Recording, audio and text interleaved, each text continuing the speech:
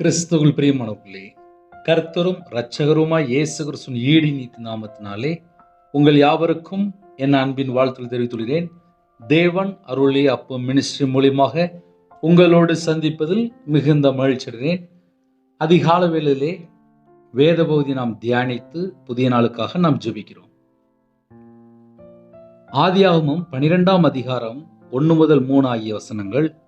கர்த்தர் ஆபிராமை நோக்கி, நீ உன் தேசத்தையும் உன் இனத்தையும் உன் தகப்பனுடைய வீட்டையும் விட்டு புறப்பட்டு நான் உனக்கு காண்பிக்கும் தேசத்துக்கு போ.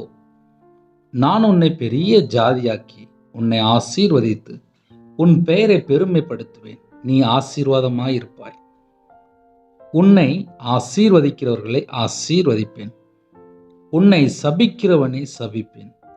பூமியில் உள்ள வம்சங்கள் எல்லாம் உனக்குள் ஆசீர்வதிக்கப்படும் என்றார். ஹல்லேலூயா. இன்னைக்கு காலைவேளையிலே செய்தி என்ன அப்படின்னா, நான் உன்னை பெரிய ஜாதியாக்கி உன்னை ஆசீர்வதித்து உன் பெயரை பெருமைப்படுத்துவேன், நீ ஆசீர்வாதமாயிருப்பாய். இந்த வாக்குத்தத்தம் நிறைய குடும்பத்திலே தெரிந்திருக்கும். இன்னைக்குள்ள செய்தி என்ன அப்படின்னா, நான் உன்னை பெரிய ஜாதியாக்கி உன்னை ஆசீர்வதித்து உன் பெயரை பெருமைப்படுத்துவேன், நீ ஆசீர்வாதமாயிருப்பாய். இயேசு கிறிஸ்து நமக்காக ஜீவனை தந்திருக்கிறார். இன்றும் நமக்காக பிதாவுடைய வலது பரிசத்திலே பரிந்து பேசிக் கொண்டிருக்கிறார். யாரெல்லாம் இயேசு கிறிஸ்து ராஜாவை ஏற்றுக்கொள்கிறார்களோ, இயேசு கிறிஸ்து இரத்தத்தினாலே கழுவப்பட்டு நீதிமானா மாற்றப்பட்டிருக்கிறார்களோ, அவர்கள் எல்லாரும் ஆசீர்வதிக்கப்பட்டவர்கள். எபேசியர் 1ஆம் அதிகாரம் 3ஆம் வசனத்திலே, கிறிஸ்துவுக்குள் ஆவிக்குரிய சகல ஆசீர்வாதமும் தேவன் நமக்கு தந்திருக்கிறார். நம்ம என்ன யோசித்து பார்க்கணும் அப்படின்னா, ஆபிரகாமை நோக்கி கர்த்தர் ஆபிரகாமை நோக்கி, நீ உன் தேசத்தையும் உன் இனத்தையும் உன் தகப்பனுடைய வீட்டையும் விட்டு புறப்பட்டு நான் உனக்கு காண்பிக்கும் தேசத்துக்கு போ. அது ஆபிரகாமோடு பேசின வார்த்தை. அடுத்த வசனம், நான் உன்னை பெரிய ஜாதியாக்கி உன்னை ஆசீர்வதித்து உன் பெயரை பெருமைப்படுத்துவேன், நீ ஆசீர்வாதமா இருப்பாய். இப்ப நம்ம வாழ்ற காலம் கடைசி காலம். நம்ம இயேசு கிறிஸ்து ராஜாவை சொந்த ரட்சகராய் ஏற்றுக்கொண்ட பின்பாக நம்ம வாழ்க்கை எப்படி இருக்கும் அப்படின்னா ஆசீர்வாதமா இருக்கும். நம்முடைய சாபத்தை எல்லாம் சிலுவையில சுமந்தார் என்று எழுதப்பட்டிருக்கு. சிலுவையில சிந்தின இரத்தத்தினால சமாதானத்தை உண்டாக்கினார் என்று வேதம் சொல்கிறது. ஒரு மனுஷன் கிறிஸ்துவுக்குள் வரணும். எப்படி ஆபிரகாமை நோக்கி, நீ உன் தேசத்தையும் உன் இனத்தையும் உன் தகப்பனை வீட்டையும் விட்டு புறப்பட்டு நான் உனக்கு காண்பிக்கும் தேசத்துக்கு போ அப்படின்னு சொன்னார். புதிய ஏற்பாட்டிலே இயேசு கிறிஸ்து, மனம் திரும்புங்கள், பரலோக ராஜ்யம் சமீபமா இருக்கிறது என்றார். அப்படின்னா என்ன அர்த்தம் அப்படின்னா, மனம் திரும்பும் போது ஆசீர்வாதங்களை பெற்றுக்கொள்கிறோம். நிறைய நேரத்திலே ஆசீர்வாதத்துக்கு தடை என்ன? முழு வேதாந்தத்தை வாசித்து பார்த்ததில்லை. எனக்கும் தேவனுக்கும் நடுவில் ஒரு பாவம் வரும்போது ஜெபத்துக்கு பதில் வரல, ஆசீர்வாதம் தடையா மாறிடுது, செய்யற எல்லா முயற்சியும் தடையா மாறிடுது. கிருபையின் காலத்துல வாழ்றோம். மனம் திரும்பி சிறு பிள்ளைய போல மாறணுமா? ஒரு பாவி மனம் திரும்பினால் பரலோகத்துல மிகுந்த சந்தோஷம் என்று எழுதப்பட்டிருக்கு. பரலோகத்துல மிகுந்த சந்தோஷம் இருக்கும்போது தேவன் அந்த குடும்பத்தை ஆசீர்வதிப்பாரா, ஆசீர்வதிக்க மாட்டாரா? நம்ம அப்படி யோசித்து பார்ப்போமே. ஐயா, ஒரு காலத்துல நான் துன்மார்க்கன், ஒரு காலத்துல நான் பாவி, ஒரு காலத்துல நான் சாபத்துல வாழ்ந்தேன், ஒரு காலத்துல நான் விக்கிரத்துல இருந்தேன், ஒரு காலத்துல நான் கர்த்தரை விட்டு தள்ளி போய் வாழ்ந்தேன், ஒரு காலத்துல எனக்கு இயேசு எப்படிப்பட்டவர் தெரியாது, ஒரு காலத்துல பரிசுத்த ஆவியானவர் எப்படிப்பட்டவர் தெரியாது, ஒரு காலத்துல தேவன் எப்படிப்பட்டவர் எனக்கு தெரியாது, ரட்சிப்புனா என்ன எனக்கு தெரியாது, ஞானஸ்தானம் தெரியாது, சராசரி ஒரு மனுஷனா வாழ்ந்துட்டு இருந்தேன்.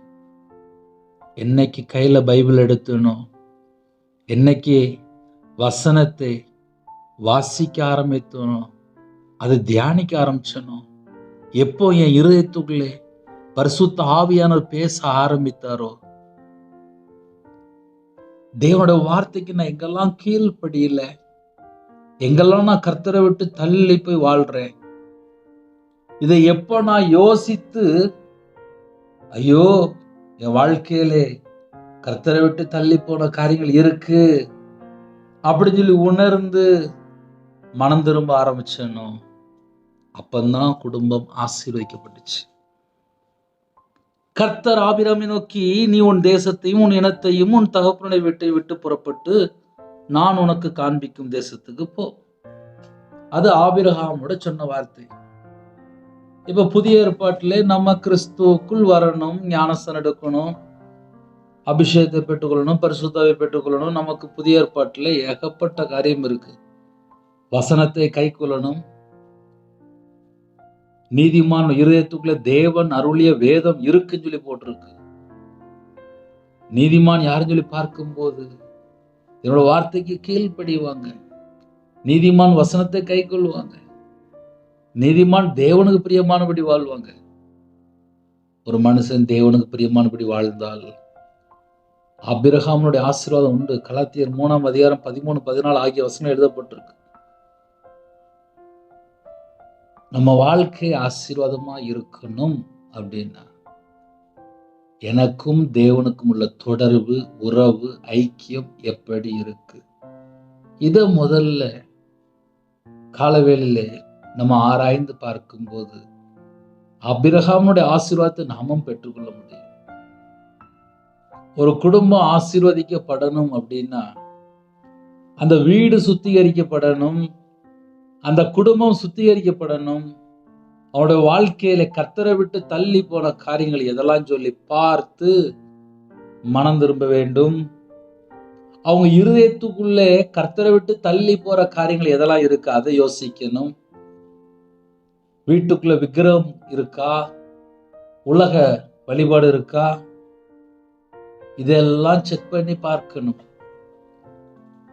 ஆபிரகாமை நோக்கி, நீ உன் தேசத்தையும் உன் இனத்தையும் உன் தகப்பனுடைய வீட்டையும் விட்டு புறப்பட்டு, இப்ப நம்மளை பார்த்து தீமையை விட்டு விலகுங்காரு, பொல்லாப்பை விட்டு விலகுங்காரு, வேசித்தனத்தை விட்டு விலகுங்காரு, கர்த்தரு பிரியமில்லாத என்னென்ன காரியம் இருக்கு அது எல்லாவற்றையும் விட்டு விலகு. நம்ம விலக வேண்டிய சில காரியங்கள் உண்டு. எல்லாம் நமக்கு பிடிச்ச மாதிரி தெரியும், ஆனா எல்லாம் தகுதியா இருக்காது. எல்லாத்தையும் அனுபவிக்கலாம், ஆனா எல்லாமே தகுதியா இருக்காது. இஷ்டம் போல வாழலாம், ஆனா எல்லாம் தகுதியா இருக்காது. ஆசீர்வாதத்தை பெற்றுக்கொள்ளணும் அப்படின்னாலே எப்படி ஆபிரகாமை நோக்கி, நீ உன் தேசத்தையும் உன் இனத்தையும் உன் தகப்பனுடைய வீட்டை விட்டு புறப்பட்டு, அந்த புறப்பட்டுங்க வார்த்தை முக்கியம். புதிய ஏற்பாட்டிலே நமக்கு கொரிந்தியர்ல எழுதப்பட்டிருக்கு, விக்கிரத்துக்கும் நமக்கும் சம்பந்தம் இருக்கக்கூடாது, இருளுக்கு நமக்கு சம்பந்தம் இருக்கக்கூடாது, அவிசுவாசம் நமக்கு சம்பந்தம் இருக்கக்கூடாது. இப்படி நமக்கு நிறைய சட்டம் இருக்கு. ஆசீர்வாதம் வேணும், ஒவ்வொரு குடும்பமும் ஆசீர்வதிக்கப்படணும். எனக்கு ஒரு ஜெப குறிப்பு வந்துச்சு. கணவர் விட்டுட்டு போயிட்டாரு, அந்த தாயார் பேசுறாங்க, இருதயம் ஃபுல்லா பாரம், குடும்பத்தோட இருக்கிறாங்க, ஆனா குடும்பத்துல எல்லாரும் ஒதுக்குறாங்களாம். 2 பிள்ளைகள் இருக்கு, இருதயம் ஃபுல்லா வேதனையா இருக்கு, என்ன செய்யன்னு தெரியல, புலம்பிட்டு இருக்கிறாங்க. ஒவ்வொரு குடும்பமும் ஆசீர்வதிக்கப்படணும் அப்படின்னா அந்த குடும்பத்துக்குள்ளே கர்த்தரை விட்டு தள்ளி போற காரியங்கள் எதெல்லாம் இருக்கு எல்லாரும் யோசித்து பார்க்கணும். நான் வியாபாரத்துல நஷ்டத்திலே, கடன்ல, நிந்தை, அவமானங்கள், மாந்திரித்து பணம் கொடுத்து மனுஷனை நம்பி ஏமாந்து போயிட்டேன். ஆனா கையில பைபிள் எடுத்து வாசிக்கும் போது வசனத்தின்படி என்னுடைய வாழ்க்கை இல்லை, உமது வேதத்தை விட்டு விலகிற துன்மார்க்கர் என்று எழுதப்பட்டிருக்கு. என்னுடைய வாழ்க்கையில வேதத்தை விட்டு விலகி வாழ்ந்து ஐயோ துன்மார்க்கமான ஒரு வாழ்க்கை அப்படின்னு சொல்லி மனம் திரும்ப ஆரம்பிச்சேன். கையில பைபிள் எடுத்து வாசிக்கும் போது கண்ணீரோடு வேதத்தை வாசிக்க ஆரம்பிச்சேன். கண்ணீரோடு ஜெபிக்க ஆரம்பிச்சேன். அந்த ரவிராஜ் தான் பேசிட்டு இருக்கேன். ஒரு மனுஷன் கர்த்தர் பக்கம் மனம் திரும்பினால் ஆசீர்வாதம். ஆபிரகாமை நோக்கி புறப்பட்டு, அந்த புறப்பட்டு அப்படின்னா இன்னைக்கு நம்ம வாழ்க்கையிலே நம்ம எதெல்லாம் விட்டு வெளியில வரணும். பல மணி நேரம் ஒரு குடும்பத்துல நாடகம் பார்த்துட்டு இருக்கிறாங்க, படம் பார்த்துட்டு இருக்கிறாங்க, வீட்டுல பார்த்தா இஷ்டம் போல பாட்டு ஓடிட்டு இருக்கு. பல மணி நேரம் பிசாசு திருடிடுதான், டயத்தை திருடிடுதான். அப்புறம் என் வீட்டுக்குள்ள எனக்கு கஷ்டம் வந்துட்டு, எனக்கு வேதனை வந்துட்டு, எனக்கு துன்பம் வந்துட்டு, எனக்கு போராட்டம் வந்துட்டு, எனக்கு பைபிள் வாசிக்க முடியல, எனக்கு ஜெபம் பண்ண முடியல, என் குடும்பத்துல என் பையன் சரியில்லை, என் கணவர் சரியில்லை, என் பிள்ளை சரியில்லை. இதுக்கெல்லாம் பின்னாடி காரணம் என்ன தெரியுமா? நம்ம கண்ணுனால எதை பார்க்கிறோம், நம்ம காது எதை கேக்கு, நம்ம வாழ்க்கையில நம்ம கர்த்தரை விட்டு எங்க தள்ளி போனோம். இத ஒரு குடும்பம் சரியாக யோசித்தால் அவங்களோட வாழ்க்கை முழுசா மனம் திரும்புதலா இருக்கும் என்றால் ஆபிரகாமுடைய ஆசீர்வாதங்களை பெற்றுக்கொள்ள முடியும். ஊழியத்துக்கு வந்து 10 வருஷம் முடிஞ்சிட்டு, இந்த 10 வருஷம் முடிஞ்சதுக்கு அப்புறம் நான் என்ன தெரியுமா கண்டுபிடிச்சேன்? முழுசா ஒரு மனுஷன் மனம் திரும்பிட்டானா தேவனிடத்திலிருந்து பரிபூர்ணமான ஆசீர்வாதங்களை பெற்றுக்கொள்ளும் சொல்லி ஆசை இருக்கு. 24 மணி நேரமா பரிசுத்தமா வாழ்றோமா? 24 மணி நேரம் உண்மையா வாழ்றோமா? 24 மணி நேரம் நீதியை பின்பற்றுகிறோமா? அநியாயமான வருமானத்தை வேண்டாம், அநியாயமான காரியத்தை வெறுக்கிறோமா? இதைத்தான்பா நான் கண்டுபிடிச்சேன். பரிசுத்த ஆவியானுக்கு துக்கப்படுத்துற காரியம் நம்முடைய வாழ்க்கையில என்னெல்லாம் இருக்கு? பரிசுத்த ஆவியானுக்கு பிரியமில்லாத காரியம் நம்முடைய வாழ்க்கையில என்னெல்லாம் இருக்கு? நம்ம எங்கெல்லாம் கர்த்தரை விட்டு தள்ளி போகிறோம்? இதை கண்டுபிடிக்கும் போதுதான் ஆபிரகாமுடைய ஆசீர்வாதத்தை பெற்றுக்கொள்ள முடியும். ஜெபித்து கொண்டிருக்கும் போது இன்னைக்கு காலையில என்னப்பா பேசணும்? ஆபிரகாமுடைய ஆசீர்வாதத்தை பேசணும். சொல்லியாச்சு, இந்த வசனத்தை உங்கள்கிட்ட சொல்லியாச்சு. உங்க வாழ்க்கையிலே ஆபிரகாமுடைய ஆசீர்வாதம் உங்க வீட்டுக்குள்ள வேணும் அப்படின்னா நீங்க என்ன தெரியுமா யோசிக்கணும்? ஆபிரகாம் தேவனுடைய வார்த்தைக்கு கீழ்ப்படிந்தார். ஆபிரகாம் இருதயத்துக்குள்ள ஒரு உண்மை இருந்துச்சு. இன்னைக்கு நம்ம தேவனுக்கு பிரியமானபடி வாழ்றோம் என்றால் கண்டிப்பா வீடு ஆசீர்வதிக்கப்பட்டிருக்கும், குடும்பம் ஆசீர்வதிக்கப்பட்டிருக்கும். நான் சர்ச்சில் வேலை பார்த்தேன். சர்ச்சில் வேலை பார்க்கும்போது அநேக குடும்பத்துக்கு வீட்டுக்கு போவேன், வீடு விசிட்டிங். அப்படி போகும்போது எந்தெந்த குடும்பம் ஆசீர்வதிக்கப்பட்டிருக்கு, எந்தெந்த குடும்பம் கஷ்டத்துல இருக்கு, எந்தெந்த குடும்பத்துல வறுமை இருக்கு, எந்தெந்த குடும்பத்துல வியாதியில இருக்கிறாங்க. நிறைய வீடுகளை பார்க்கும்போது சில வீட்டுல மதுபான அடிமை, அந்த வீட்டுல பார்த்தா கணவன் மனைவிக்குள்ள சண்டை, பிள்ளைகள் பார்த்தா படம் பார்த்துட்டு இருக்கு, சின்ன பையன் பார்த்தா கேம், இன்னுமாக தேவையில்லாத காரியங்கள். இதுக்கு பின்னாடி என்ன சொல்லி பார்க்கும்போது குடும்பத்துக்குள்ளே குடும்ப ஜெபம் இல்லை, ஞாயிற்றுக்கிழமான சர்ச்சுக்கு வர மாட்டுக்காங்க, தேவனை தேட மாட்டுக்காங்க, கையில பைபிள் எடுத்து வாசிக்க மாட்டுக்காங்க, தேவனுடைய வார்த்தைக்கு கீழ்ப்படிய மாட்டுக்காங்க. ஞாயிற்றுக்கிழமை சர்ச்சுக்கு வராங்க, ஆனா மற்ற நாள் வீடுகளில் போய் பார்க்கும்போது வீட்டுல பார்த்தா நல்ல படம் ஓடிட்டு இருக்கும். நான் சொல்றது ஒரு வீடு இல்லை, 2 வீடு இல்லை, நிறைய வீட்டுல இதுதான் பிரச்சனை. ஐயா 7 நாளுமே என் இருதயத்தை இயேசு பார்ப்பாரு, என் இருதயத்தை இயேசு பார்ப்பாரு. மனுஷன் முகத்தை பார்ப்பான், தேவன் இருதயத்தை பார்ப்பாரு. நான் எந்தெந்த காரியம்லாம் தேவனுக்கு முன்பா பொருத்தனை பண்ணியிருந்தனோ, எந்தெந்த பாவத்துல இருந்து நான் வெளியில வந்திருந்தனோ அதெல்லாம் மீண்டும் தொடருதா? நம்முடைய சிந்தனையில மறுபடியும் பழைய எண்ணங்கள், பழைய வாழ்க்கை, பழைய காரியங்கள் எதெல்லாம் விட்டுட்டு வந்தோமோ அதெல்லாம் மறுபடியும் தொடருதா? இத கண்டுபிடிக்கணும். ஆசீர்வாதம் வீட்டுக்குள்ள வந்துரும்.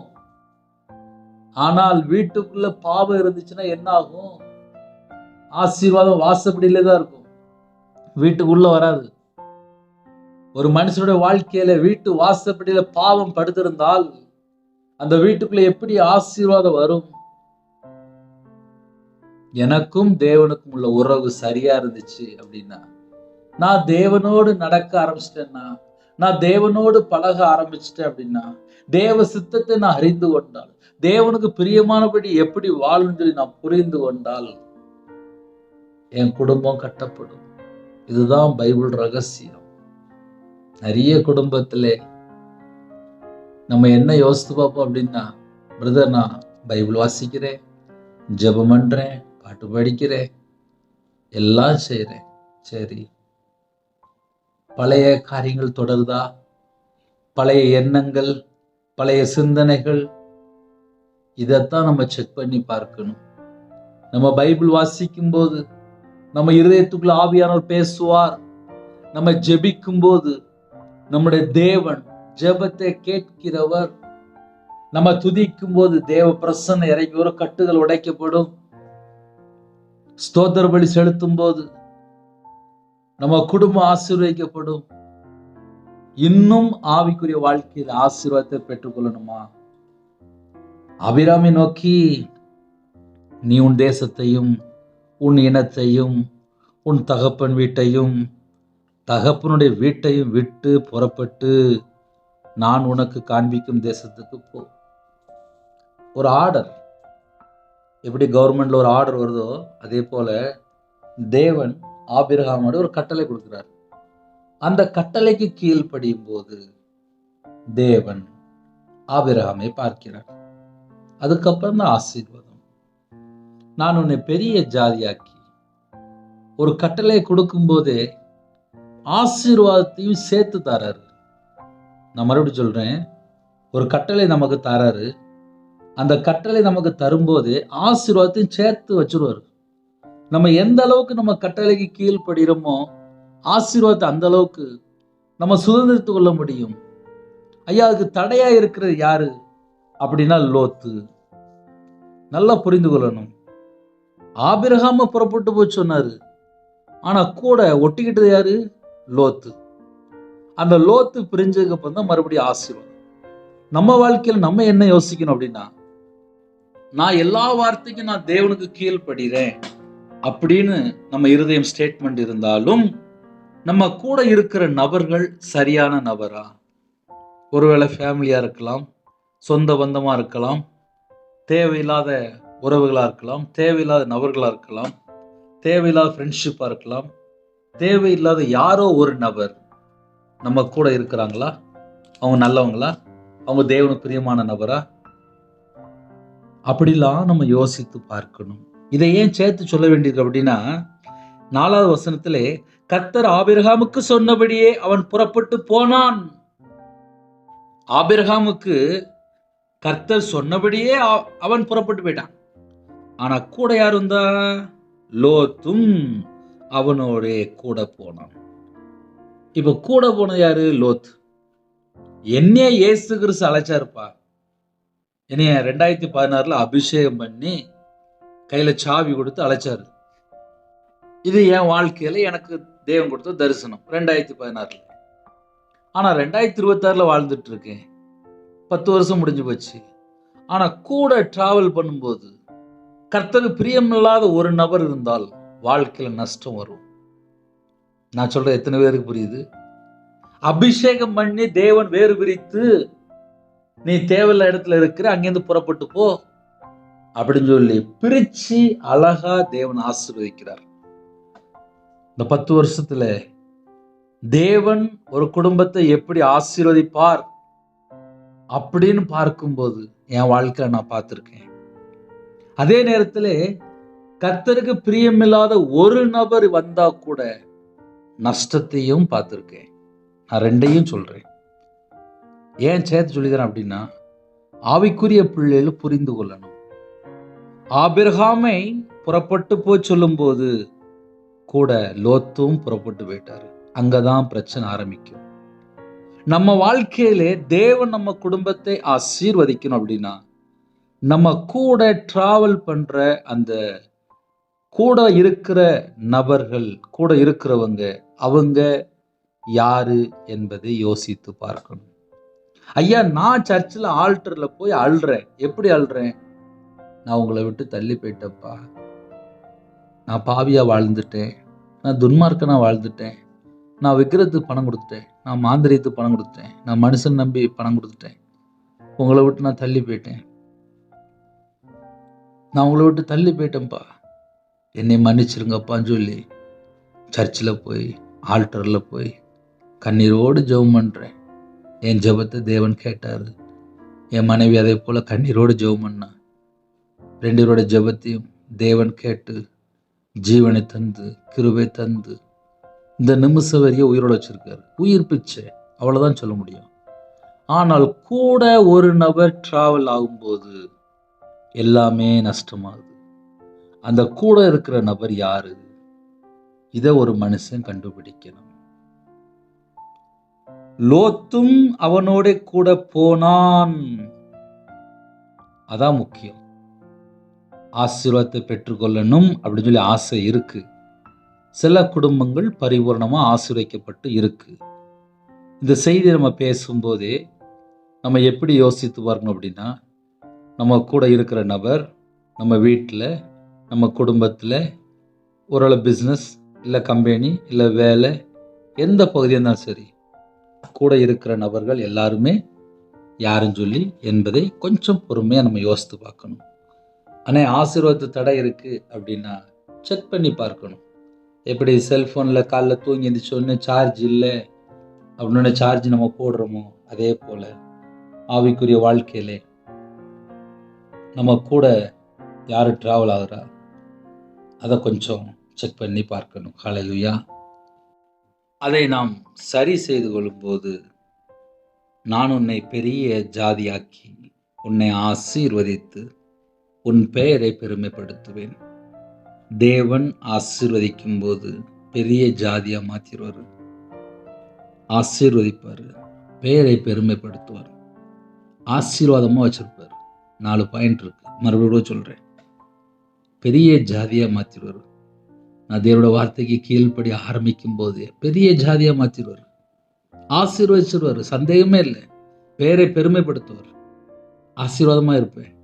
ஆனால் கூட தேவையில்லாத ஒரு நபர், தேவையில்லாத ஒரு குடும்பம், தேவையில்லாத ஒரு நபர் ட்ராவல் ஆகும்போது எல்லாமே நஷ்டமாகும்.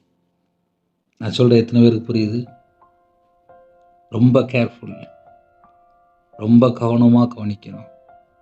ஆசீர்வாதம் வேணும், கரெக்டு தான்ப்பா.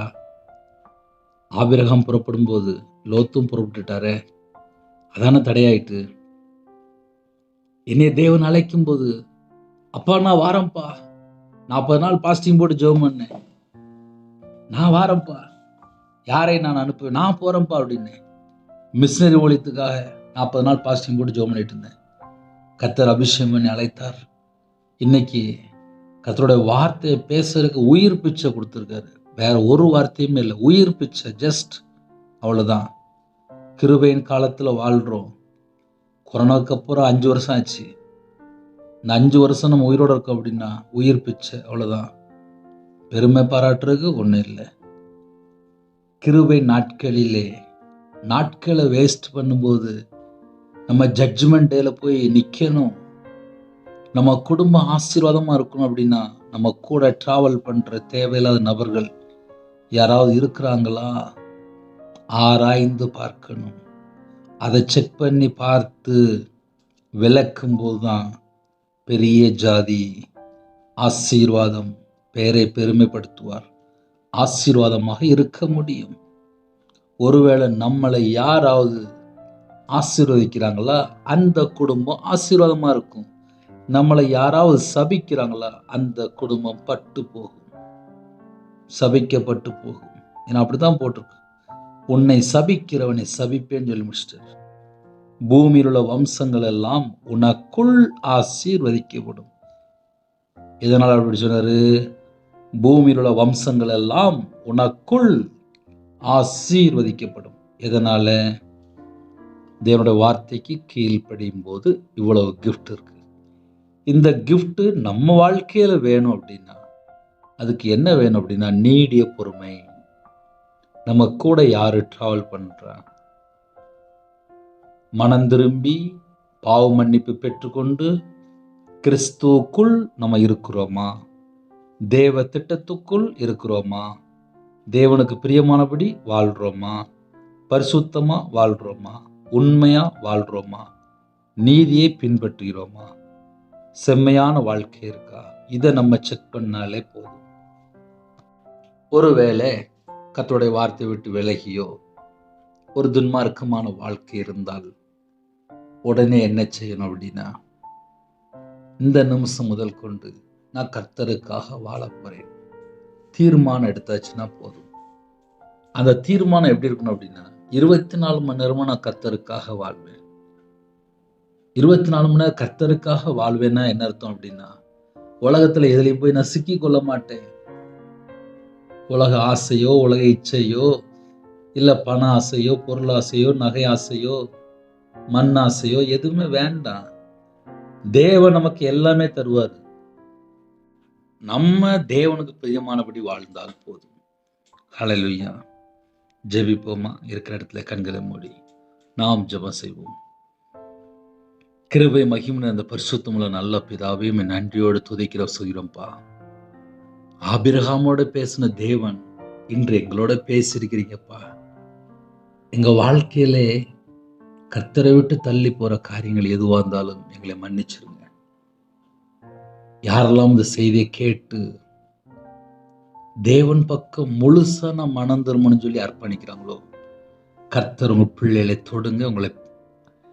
உங்க பிள்ளைகளை கர்த்தர் பரிசுத்தப்படுத்துங்க, ஆசீர்வதிங்க. புதிய நாளிலும் புது கிருபையால் நிரப்புங்க. புதிய எண்ணெயால் அபிஷேகம் பண்ணுங்க. பரிசுத்தாவினால் நிரப்புங்க. ஜெப அபிஷேகத்தில் நிரப்புங்க. இருதய மனக்கண்கள் தரங்க. சரீரத்தில் பலவீனத்தோடு, வியாதியோடு, பலவிதமான பிரச்சனையோடு, போராட்டத்தோடு, கண்ணில் கண்ணீர் வடியுதுப்பா. கர்த்தர் பிள்ளைகளை தொடுங்கப்பா, தொடுங்கப்பா. என் நாமத்து நிமித்தம் எதை கேட்டாலும் என்று சொன்னீங்கப்பா. உங்க பிள்ளைகள் சுகம், பலன், ஆரோக்கியத்தோடு, தீர்காயுசோடு வாழணும்ப்பா. கர்த்தர் கிருபை செய்யுங்க, கர்த்தர் கிருபை செய்யுங்க, கர்த்தர் கிருபை செய்யுங்க, கர்த்தர் கிருபை செய்யுங்க. இணைந்திருக்கிற எல்லா குடும்பத்தையும் கர்த்தர் வேலையடைத்து ஆசிர்வதிங்க. அவங்களுடைய மனக்கண்கள் திறக்கப்படட்டும்ப்பா. ஆவிக்குரிய வாழ்க்கையில வளரணும், ஆசீர்வதிக்கப்படணும். பிறந்த நாள், திருமண நாள் யாரெல்லாம் கொண்டாடுறாங்களோ கர்த்தருடைய கரம் பிள்ளைகளை தொடட்டும்ப்பா.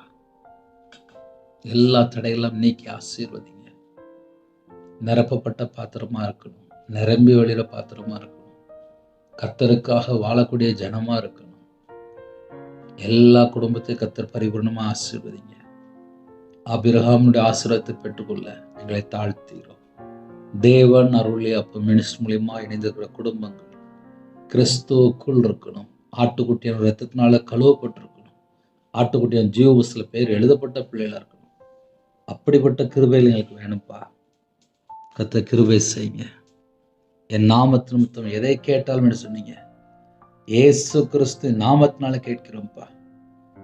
எல்லா குடும்பத்தை கர்த்தர் வேலையடைத்து ஆசீர்வதிங்க. இந்த நாளை கர்த்தர் ஆசீர்வதித்தாங்க. உங்க நாமம் மேம்படட்டும். கடன் உபத்திரத்திலே யாரெல்லாம் சிக்கிட்டு இருக்காங்களோ அந்த குடும்பங்கள் இயேசு கிறிஸ்து நாமத்தினாலே ஆசீர்வதிக்கப்படட்டும்ப்பா. பழனிகளை திறந்து, பண்டக சாலை திறந்து பிள்ளைகளை ஆசீர்வதிங்க. கையின் கீழில் ஆசீர்வதிங்க. அப்பத்தின் தண்ணீர் ஆசீர்வதிங்க. சிரஸ் மேல ஆசீர்வாதத்தை வைங்கப்பா. ஆசீர்வாதத்தை ஊற்றுங்கப்பா. ஒவ்வொரு குடும்பம் ஆசீர்வாதமா இருக்கணும்ப்பா. கர்த்தர் மனமிறங்கி ஆசீர்வதிங்க. யாரெல்லாம் தங்களை தாழ்த்துறவங்களோ, பிறந்த நாள், திருமண நாள் கொண்டாடுறவங்க அந்த குடும்பங்களை கர்த்தர் 1000 தலைமுறைக்கு ஆசீர்வதிச்சிருங்கப்பா. எல்லா குடும்பம் ஆசீர்வதிட்டு படிக்கிற பிள்ளைகளை கர்த்தர் வேலையடைத்து ஆசீர்வதிங்க. வெளியில புறப்படுறாங்க எல்லா குடும்பத்தையும் கர்த்தர் வேலையடைத்து பாதுகாத்து கொள்ள இந்த நாளை ஆசீர்வதித்தாங்க. உங்க நாம மட்டுமே எடுத்து உங்களுடைய ஜீவன்களை தாழ்த்தர முடியும். துதிகான மகிமை எல்லாம் ஒவ்வொருக்கே செலுத்திடுவோம். இயேசு கிறிஸ்துவின் பிதாவே, ஆமென். தேவனுக்கே மகிமை உண்டாதாக.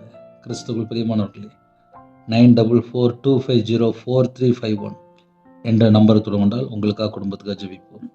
எனக்காக ஜெபித்துக் கொள்ளுங்கள். தொடர்ந்து இணைந்திருங்கள். கர்த்தர் உங்களையும் உங்களோட குடும்பத்தையும் சகல காலத்திலும் சம்பூர்ண திருப்தியாக கர்த்தர் உடன் ஆசீர்வதிப்பாராக. ஆமென். God bless you.